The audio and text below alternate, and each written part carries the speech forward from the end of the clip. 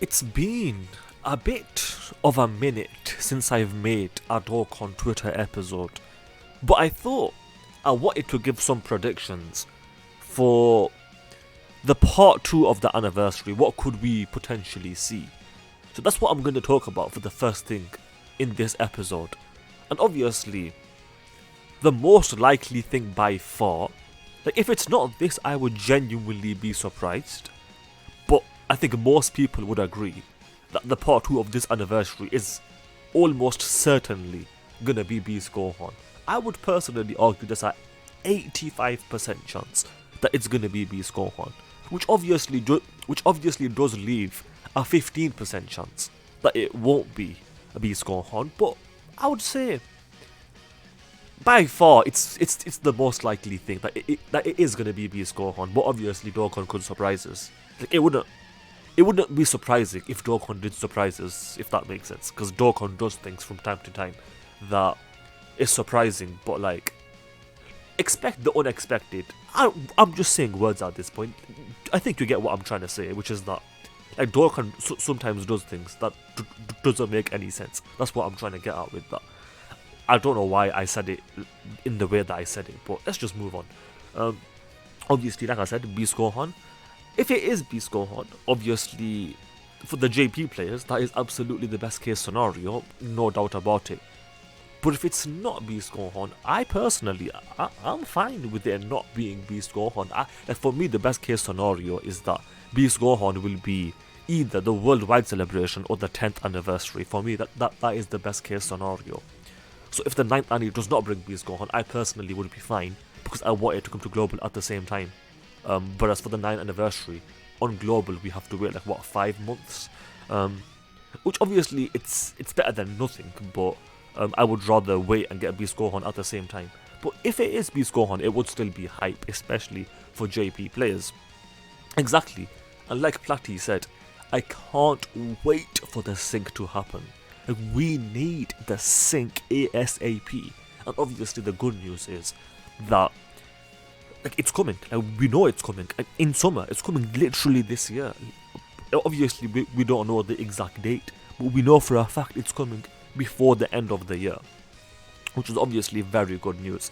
And even before they announced the sync that the games are catching up, even before they announced it, way before they announced it, I personally made a prediction that the games will be caught up by the 10th anniversary. Like, the games will celebrate the 10th anniversary at the same time.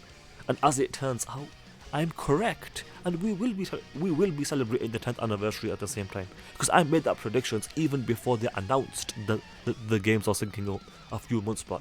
So your boy called it. I'm just saying, your boy called it, because Mr. Baby, for example, I know he was very what's the word? He was very convinced that the games will not be catching up ever.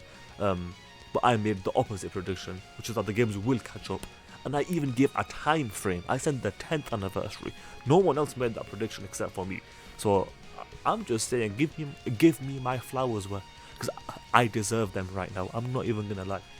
I hate to pat myself on the back, but no one else is gonna do it. So I mean, it's gotta be done. Anyway, obviously Dokkan Assets made the tweet saying that I can't wait for the part 2 of the anniversary, and then he put a gif of Super Gogeta and Janemba. Which obviously it would be funny if this does happen. I'm not against it, by the way. It's unlikely.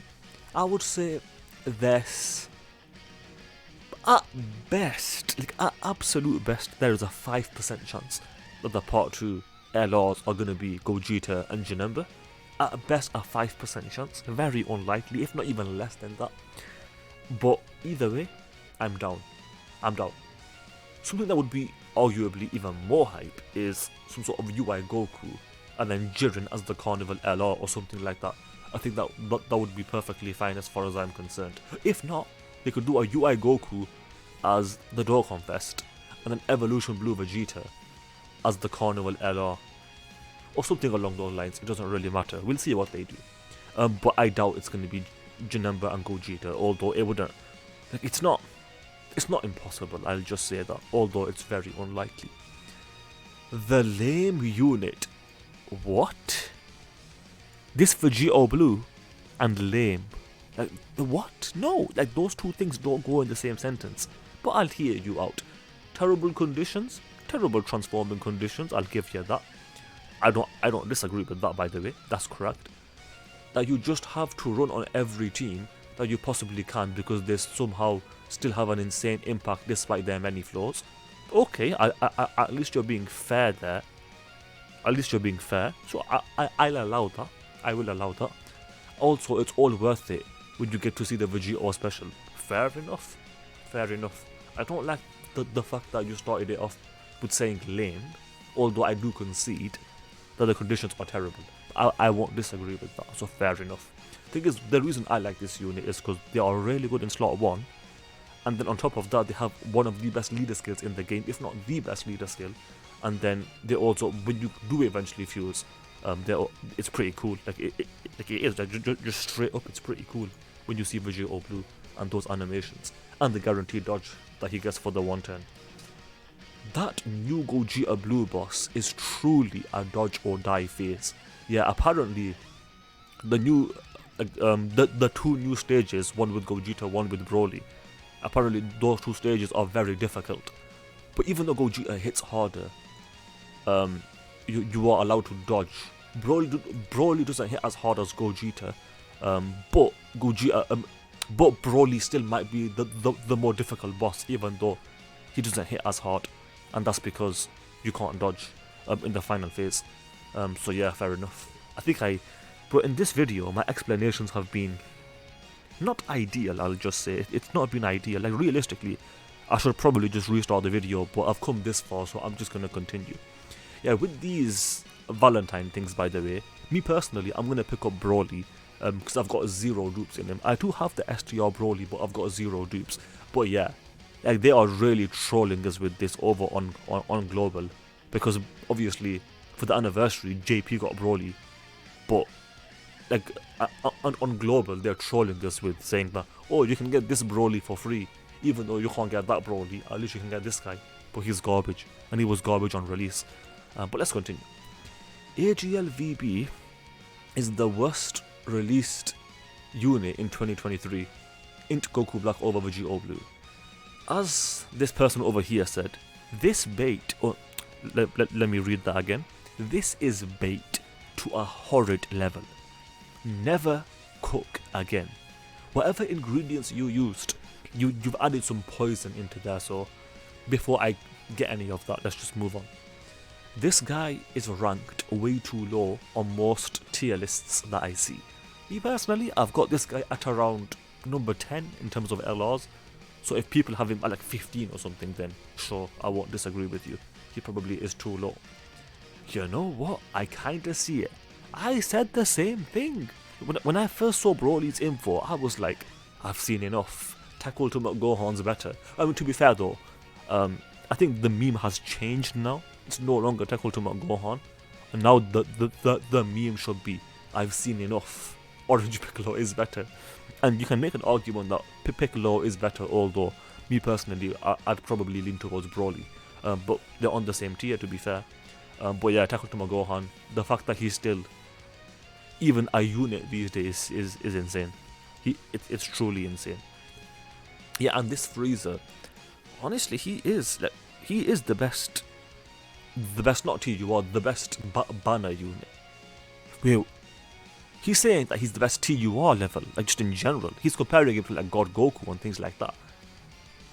Like, maybe he is. Like, maybe if I pull this Frieza, he'll be on God Goku level, Piccolo Jr. level. But I need to pull him. I need to use him first. I need to see more gameplay, because I've not seen enough. But if he's tanking all the bosses in the game, and he's supporting, that's pretty good. I'm not gonna lie, it's pretty good. And he's definitely the best banner unit, so I'll give Frieza that as a minimum. One of the most compelling pieces of evidence I can think of supporting the idea of Beast Gohan as the Part 2 Dokkan Fest is that this guy was made into a Carnival LR. I mean, yeah, the fact that Gogeta Blue is not the Dokkan Fest surely means that whatever the Part 2 Dokkan Fest is going to be, it's going to be super class firstly, and secondly, like, it has to be in hype, it has to be matching Gogeta. And one of the only things that can match this Gogeta Blue is Beast Gohan. like just straight up in terms of what we can realistically see for part 2. The only thing that can match this in hype is Beast Gohan, so you're not wrong about that. Maybe Alan Dokkan. Vegito Blue, I would say I prefer over Zamasu, but why is Beastless Gohan over Zamasu? The disrespect to Zamasu. Now I'm starting to see why people are saying this merge Zamasu gets disrespected. On what planet is Beastless Gohan better? No, not on the planet that I live on. Not as a minimum, not on the planet that I live on.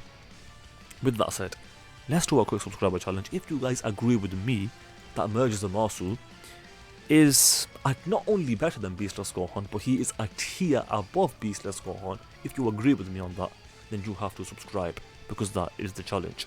With that said, I hope you guys enjoyed the video. If you did, then do subscribe, especially if you just failed that challenge, because that is indeed the challenge. Also, do leave a like and comment, because those things do help out. With that said, thanks for watching, and I will see you guys next time. Ta-ta, adios, and bye-bye.